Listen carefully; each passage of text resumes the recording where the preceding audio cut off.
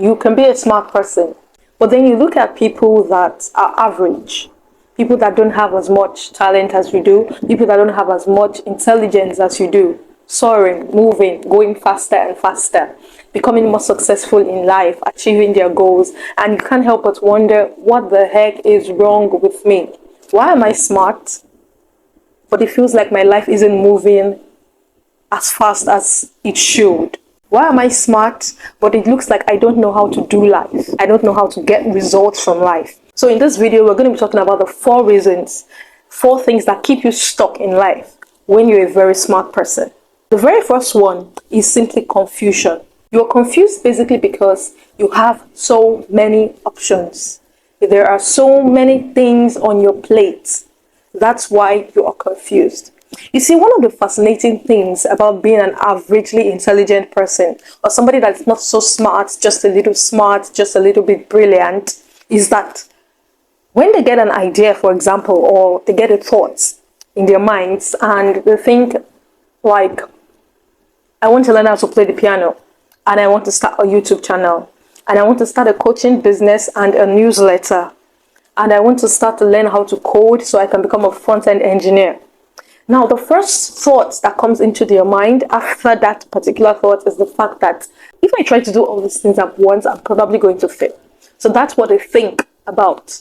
Immediately they have those thoughts. So what they do is rationally know that they can't do everything at once, and so they pick and choose 1 or 2 things, most likely the one thing they know that they would be able to handle. It's the opposite with smart people. And if you're smart, I'm sure you know it. When you think about the fact that you want to learn how to play the piano, you want to start a YouTube channel, you want to start writing a blog, you want to start writing a newsletter, you want to become a coach, and then you want to take this course and that course and become a coder, you're smart. So you feel like, yeah, I should be able to handle it. And then you start doing all of them. 5 things at once, and you try to fix it all into your day, you know? Like, so I'm going to spend 2 hours on each of these 5 things today, and I'm going to get some sort of results. You have so many things on your plate. Now, this is how it gets you stuck. This is how it kills you. When you spend 2 hours a day on each of those 5 things, you spend 10 hours a day working on your project. But the averagely intelligent person is that person that is not so smart. Remember him? He picked one thing. Why? Because he knows that he cannot handle 5 things at once. So in a day, you spend 2 hours working on, say, coding, because it's one of your 5 projects. You spend 2 hours working on coding, and the averagely intelligent person spends 10 hours working on coding. Do you now see the difference? So in about 100 days, you have spent 200 hours learning coding.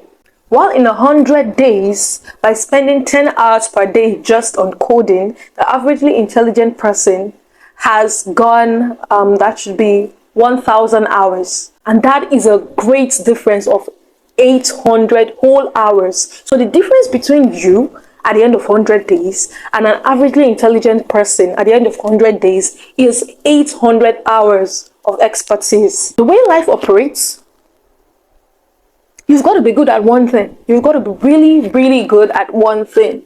Even if you're smart and you can learn everything, you can practice everything, you can do everything, you've got to choose one thing that you're going to be good at. You've got to choose one thing to put all your effort into, put your all into. So what you need to do is take a look at everything, all your projects, all the things you want to pursue, and pick one thing to do now and focus on for the next 100 days. If you're confused about what to choose because you have so many things, so many interests, my free blueprint on how to know and choose what you want is going to help you. So if you want to get that free blueprint, just click the link in the description box. I'm going to leave the link to it in the description box. Number 2 is the fact that your smartness is your hindrance. You love the idea of being smart. You've made smartness your identity. You think of yourself as a smart person. Oh, I'm smart. Everybody calls you smart and you believe you're smart. Your identity lies in the fact that you're a smart person. And because of this, It is so hard for you to leave your comfort zone. It is so hard for you to take risks, to try new things, because you are scared that when you try new things, you are going to fail. And when you fail, then you wouldn't be smart anymore, because smart people are not supposed to fail. But you see, that's a wrong idea, because the world really belongs to people who are bold enough to get out of their comfort zone. You are not necessarily good at things the first time you do them. In fact, you are not good at things the first time you do them. And that is why a lot of people struggle with adjusting to the real world, because it's like, I'm smart. I'm smart. I'm supposed to be good at this. I'm supposed to be good at this the first time. Why am I failing? Why am I making so many mistakes the first time? And so rather than keep on pushing, they withdraw because they're scared that identity of smartness is going to be taken from them. That everyone is going to see that they're not so smart, because smart people to them don't make mistakes. And so they withdraw back into their comfort zone. They keep on doing the same things over and over again, because it reinforces their smartness. You are stuck inside your comfort zone. Life is not in your comfort zone. Life is outside of your comfort zone. So you have to go outside. You have to push through and go outside of your comfort zone and face that fear of failure. Face that fear of failure. Face the fact that you're going to try things and look stupid. Face the fact that you're going to try things and fail. Face the fact that you're going to try things and people are going to wonder while you're messing up when you're so smart. Face the fact that you probably feel shame because you're trying something new. But the point is that life belongs to those who try something new. Don't let your smartness be your hindrance. Don't be scared of taking risks. Don't be scared of failing. Don't be scared of people laughing or making fun of you and saying that you're not as smart as they thought you were. It is just for a short time. So that's the second reason that you're stuck. The third reason you are smart but still stuck is the fact that, I'm just going to come out and say it, you are lazy and entitled. You feel like because you're smart, you should have success. I know when you're a kid and you're the smartest in the class, it follows that you should be the best student because you're the smartest. But in real life, it's not like that. Life rewards you for your contribution. The more you contribute, the more you get results, the more you get success. The greater your contribution, the greater your success. Nobody in life, nothing in life rewards you just because you're smart. I mean, you could be the smartest, most intelligent person, but if your smartness is not adding value to someone else, you're going to be a stuck, broke, poor, smart person.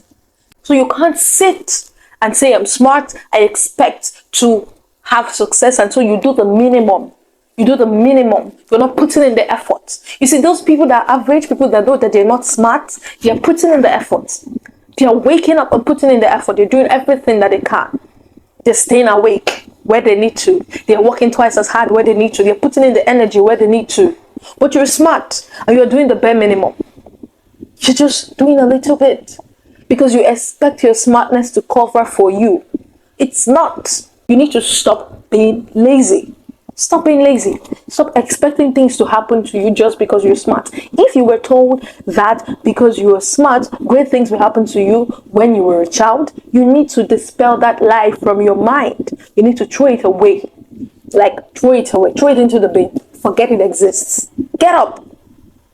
Get up. Stop wasting your potential. I mean, you're smart. Do you know how many people would kill for your smartness? And that moves us to the fourth point, and it's that you have no motivation. When you lack motivation, you don't feel drive. You don't feel purposeful. You don't feel like you have energy. That's it. You have no energy to put into anything. So you're smart. You have all these great ideas. You have all these great things you know you want to do in your life, but there's no energy.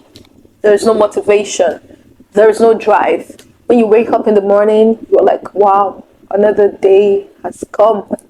What am I going to do today? Exist. Simply exist. Look, if this is you, I totally understand. And the truth is that you can't force motivation, because your motivation is missing because you have not really found your thing. Here's what I would say you should do. First of all, you need to figure out what your purpose is, what you really want. You need to ask yourself, what do I really want? What speaks to me the most? Like, for example, when I was deeply into copywriting, I had no motivation to push through and to do as much as I saw that other copywriters were trying to do. And the reason was because I really did not feel some sort of connection to copywriting.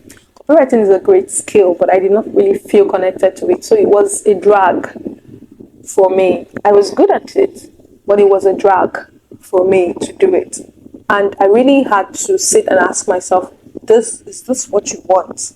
The next thing you can do, if you're smart and you realize that you lack motivation, is that you can take a step back and review what made you stop having motivation. At what point did you stop having motivation? At what point did you stop wanting? Did you stop desiring? Did you stop having the drive? Was there something that happened? Was it someone you met? Was it someone that came into your life? If it was someone that came into your life, then you can kick them out so you get your motivation back. If it was something you started, maybe a job, maybe a skill, maybe you started, a new industry, started working in a new industry, and now you have no motivation, then you know that what you need to do is to move away from that industry. If it was a life event that occurred, maybe somebody died, maybe you lost someone close to you, and now you have no motivation, then you can walk through that experience. But you need to ask yourself, what took my motivation away from me? So this is all I have for you today. If you want to get the free blueprint, click the link in the description, and I'll see you in the next video.